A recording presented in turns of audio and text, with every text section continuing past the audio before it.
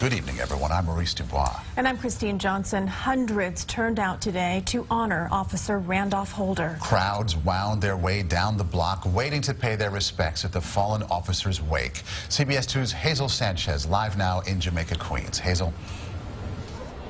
Maurice, there has been a steady stream of mourners here all day long. In fact, at one point, people were waiting 2 or more hours to pay their respects to Officer Randolph Holder's family. But friends and strangers alike say this is not just a loss for the family. This is a loss for the entire city. The street was somber as Officer Randolph Holder's casket, draped with the NYPD flag, was carried into Greater Allen AME Cathedral by his brothers in blue. Officer Holder's father and fiancé, surrounded by loved ones, were met with a line of mourners more than a city block long, waiting to pay their respects.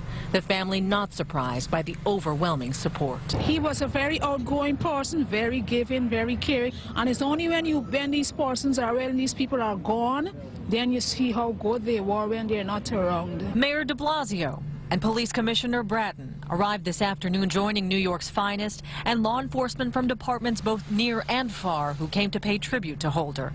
His captain from Police Service Area 5, where Holder served for 5 years, says New York lost a valiant officer. He worked hard each and every day, and he was a very humble man, very good man, very good person. And that's what we're going to really miss about him. Well, we're all police officers, and when one of us falls like this, we all feel the pain. Holder, a third-generation police officer, was the 4th NYPD officer to die in the line of duty in 1 year. Retired NYPD officer Sylvia Guest, who served for 2 decades, says she wanted to make sure Holder's family feels they're not alone. I served 20 years on the job, and when something like this happens, it's like this is family. It affects all of us. All, including Pat Cabell, who didn't know Holder, says she's just a parent who felt compelled to be here. I lost a son 8 years ago to violence, and he was 30 years old. And this was somebody's son, 33 years old. You know, as a mother, you know, I don't know the family. It's just I'm a mother. And I just have felt I had to be here.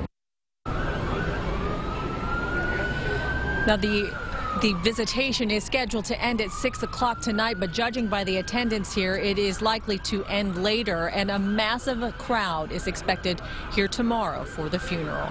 We're live in Jamaica, Queens. Hazel Sanchez, CBS 2 News. Thank you, Hazel. And once again, Officer Holder's funeral is set for tomorrow afternoon. The service will begin at 3 at the Greater Allen AME Cathedral in Jamaica. His body will then be flown to his home country of Guyana for burial.